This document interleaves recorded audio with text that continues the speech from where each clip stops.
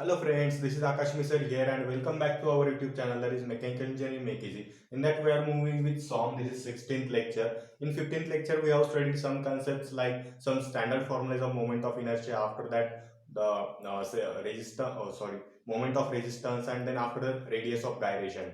And one last term, that is nothing but sectional modulus. If you haven't watched that video, go to my channel. I have designed a separate place for all the separate subjects. Go there, you can watch my all videos. And if you are enjoying, then please like, share and subscribe. So let's move. So in today's lecture we are going to start with nature of bending stress in case of two standard conditions like simply supported beam, cantilever beam, etc. And after that we will look some basic concepts like flexural formula, flexural rigidity, and that cases. Okay, so let's begin with nature of bending stress. Nature of bending stress. If there is simply supported beam, so how it will be? At the ends there will be support. So because of this, what happen? The bending stress will be likewise. Okay. After bending, the final position of beam will be likewise. So because of this, what happens?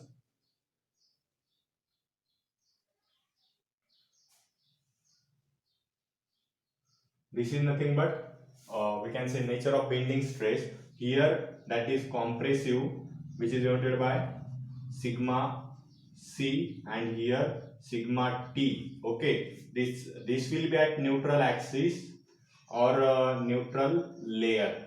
Any one name you can give. What exactly neutral axis is? Neutral axis is nothing but on that axis there is no any application of compressive stress or tensile stress. That layer is neutral layer. There is no any stress. Okay, this is nothing but neutral axis or neutral layer. And so at the upper side, as there is compression will take place, so there will be compressive stress, and at the bottom side the tension is going to happen, so there will be tensile stress. Okay, so this is for simply supported beam. If there is cantilever beam,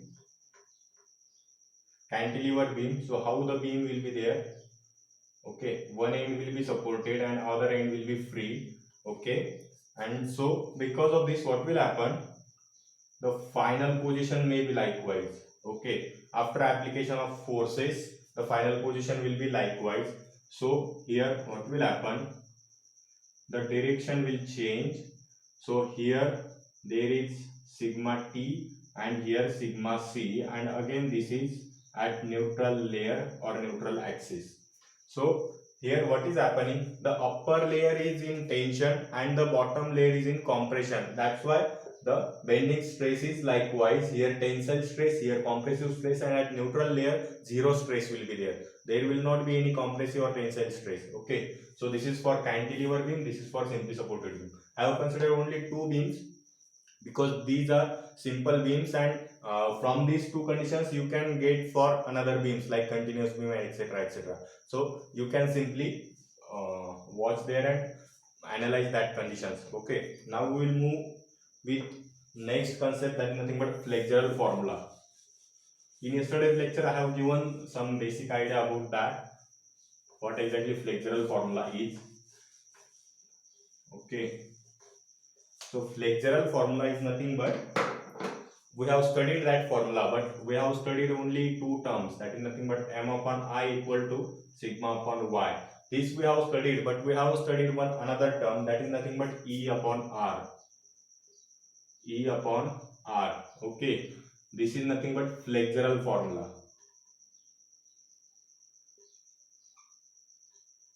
Okay, this is bending moment, this is moment of inertia, this is bending stress, this is distance from neutral axis or neutral layer, this is modulus of elasticity, and R is nothing but radius of curvature formed after bending. Okay, this is radius of curvature formed after bending. For example, if there is simply supported beam, okay, so this will be formed. Then if I am going to draw a whole circle here, then the center may be here. Okay, so the radius of curvature formed after bending, that is nothing but capital R. Okay, here we have to use in case of flexural formula. So you should know all the terms. Okay, E is moment of modulus of elasticity, etc., etc. So note down this formula and all terms notation, and you can draw this figure also if you don't know exactly what exactly R is. R is nothing but radius of curvature formed after bending. This is nothing but R, and then we will look some another concept, that is nothing but flexural rigidity. For bending stresses, the flexural formula is used, and there is one term. Okay, in case of torsional stresses, there will be torsional rigidity. In case of flexural formula, there and bending stress, there will be flexural rigidity. So what exactly that?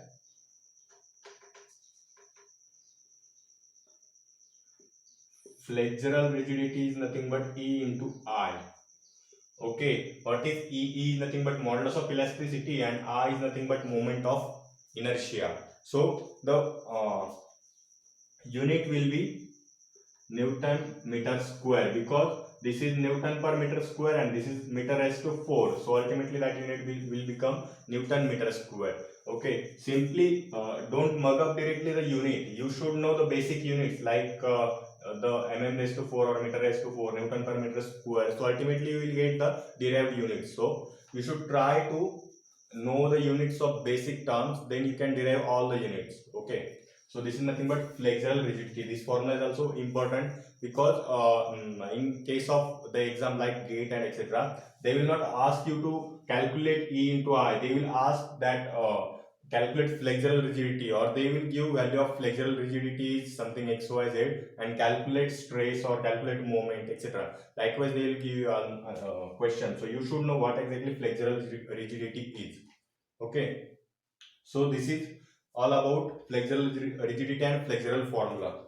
Now we will move with next concept, that is nothing but sectional modulus for common sections.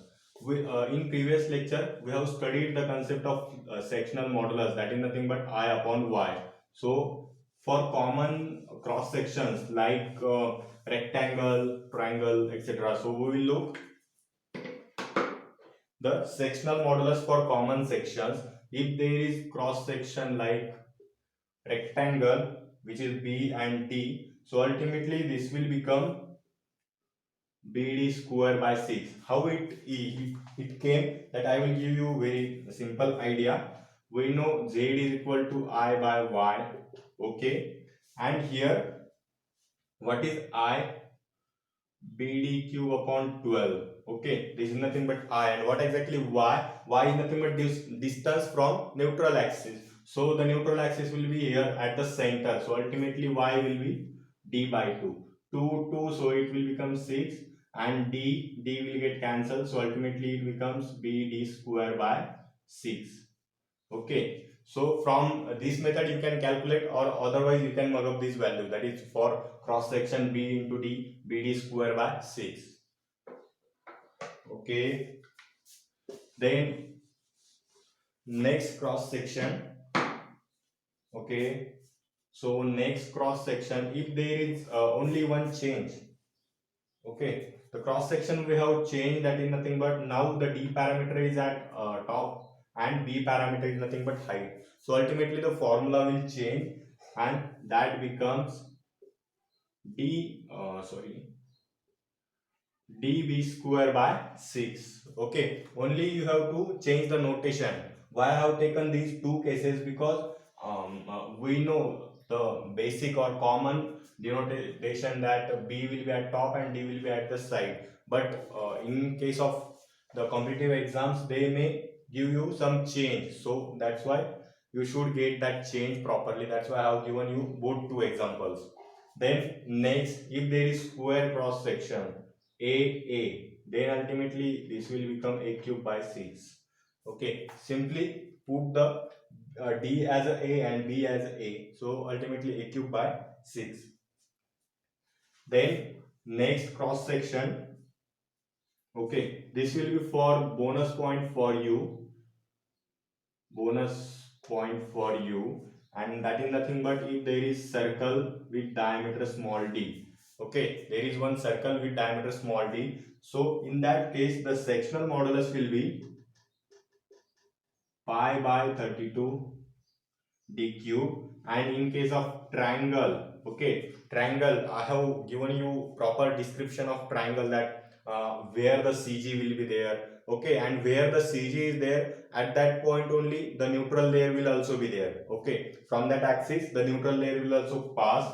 So ultimately y max here will be 2h by 3. Okay, we know that 2h by 3 and h by 3, I have given you idea. Okay, so y max will be 2h by 3. So ultimately z will become, that is nothing but bh square by 24. Okay, so if you have any query, then you can ask me in comment box. Otherwise, if you are enjoying, then please like, share and subscribe, and stay tuned. And in next lecture I will come up with some shear stress distribution and the types of shear stress and etc. So stay tuned for that. We'll meet again. Thank you, friends.